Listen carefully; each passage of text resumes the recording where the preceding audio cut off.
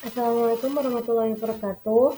Perkenalkan, kami dari kelompok 11 akan mempresentasikan tentang analisis manajemen risiko pada perusahaan kimia farma yang beranggotakan satu ada Rema Syahadira dan yang kedua ada Khalil Jessica Khairunisa.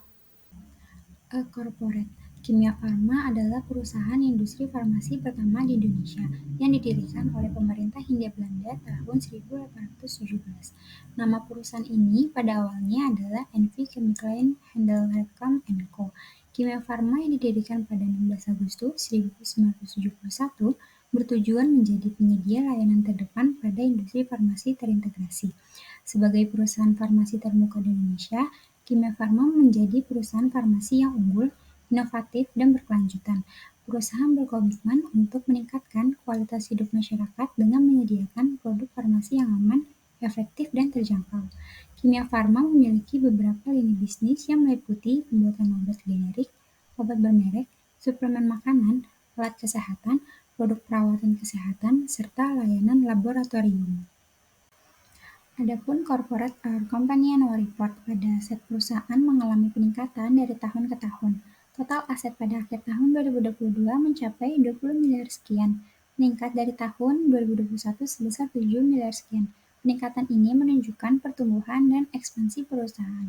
Adapun aset lancar seperti kas, investasi jangka pendek, piutang, dan persediaan perusahaan juga mengalami peningkatan dari tahun ke tahun. Hal ini dapat mengindikasikan kinerja yang baik dalam memperoleh pendapatan dan pengelolaan aset lancar. Selanjutnya, aset tetap perusahaan memiliki nilai bersih yang cukup signifikan, mencapai 10 miliar sekian pada akhir tahun 2022. Ini menunjukkan perusahaan memiliki aset tetap yang berharga dan berpotensi memberikan keuntungan jangka panjang. Selanjutnya, kewajiban perusahaan juga mengalami peningkatan dengan total kewajiban mencapai 11 miliar sekian pada akhir tahun 2022. Ini mengindikasikan perusahaan memiliki kewajiban yang perlu dipenuhi dalam jangka pendek dan jangka panjang. Selanjutnya, ekuitas perusahaan juga mengalami peningkatan dari tahun ke tahun. Total ekuitas pada akhir tahun 2022 mencapai 9 miliar sekian, meningkat dari tahun 2021 sebesar 7 miliar sekian dan tahun 2020 sebesar 6 miliar sekian, menunjukkan bahwa perusahaan memiliki nilai kekayaan yang cukup besar. Selanjutnya adalah laba ditahan. Perusahaan mencatat laba ditahan yang terus meningkat dari tahun ke tahun, mencapai 1 miliar sekian pada akhir tahun 2022. Hal ini menunjukkan pertumbuhan keuntungan yang baik dan kemampuan perusahaan dalam menghasilkan pendapatan yang berkelanjutan. Secara keseluruhan, PT Kimia Farma menunjukkan kinerja keuangan yang positif dengan peningkatan aset, ekuitas, dan laba ditahan dari tahun ke tahun, penyediaan likuiditas yang cukup, pertumbuhan piutang bersih, dan persediaan yang memadai menunjukkan keberhasilan perusahaan dalam mengelola sumber daya dan memenuhi kebutuhan operasional. Meskipun terdapat kewajiban yang perlu dipenuhi seperti utang jangka panjang, perusahaan memiliki potensi untuk terus tumbuh dan menghasilkan keuntungan di masa depan. Selanjutnya, corporate or company stock market position. Sebagai perusahaan publik, kepemilikan saham PT Kimia Farma terbuka untuk publik, dan mayoritas pemegang sahamnya adalah warga negara Indonesia. Dengan adanya pemegang saham yang beragam, perusahaan ini memiliki tanggung jawab untuk memberikan laporan keuangan yang transparan dan mematuhi peraturan dan ketentuan yang berlaku di pasar modal Indonesia.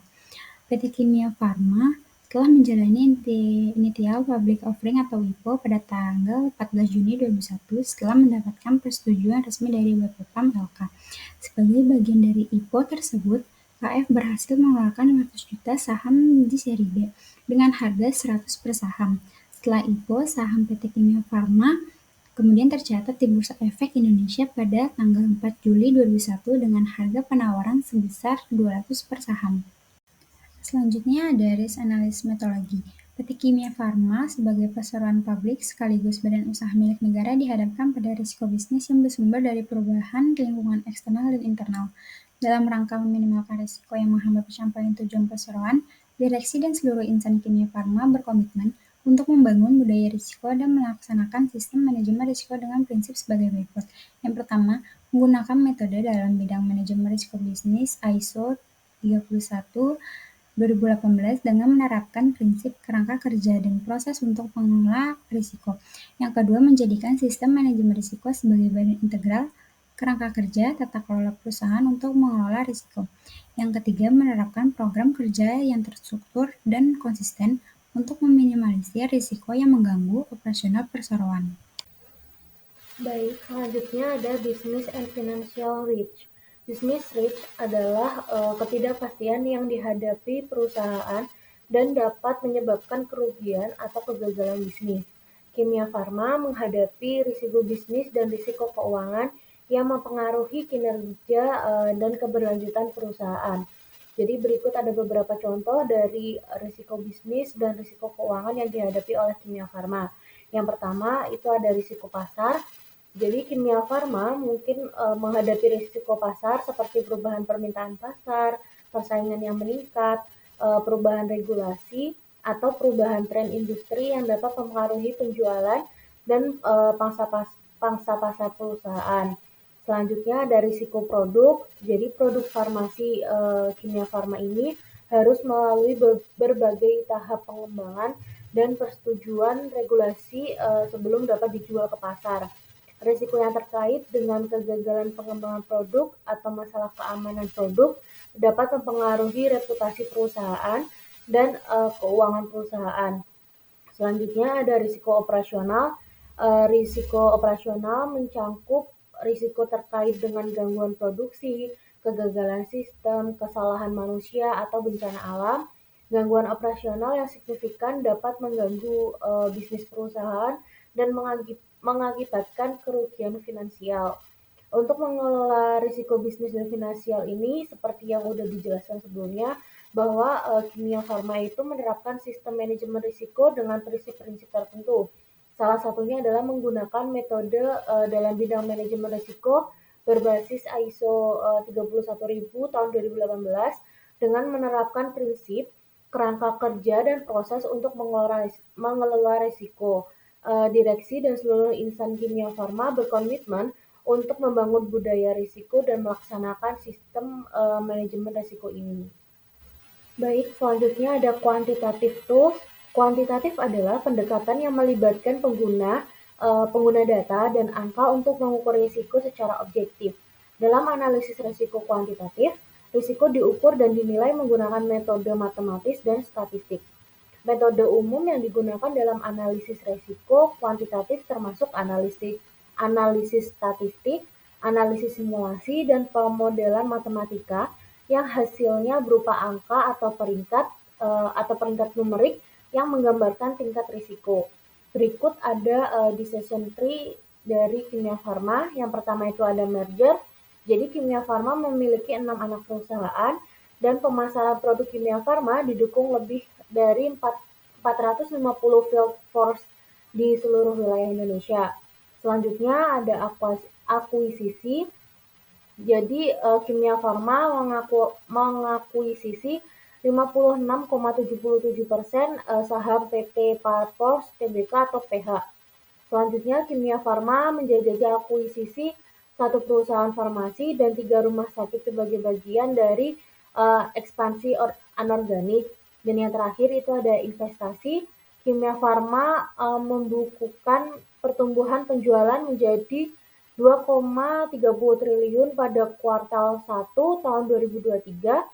Hal itu sejalan meningkatkan pendapatan baik dari pasar domestik maupun ekspor. Selanjutnya ada realisasi penjualan.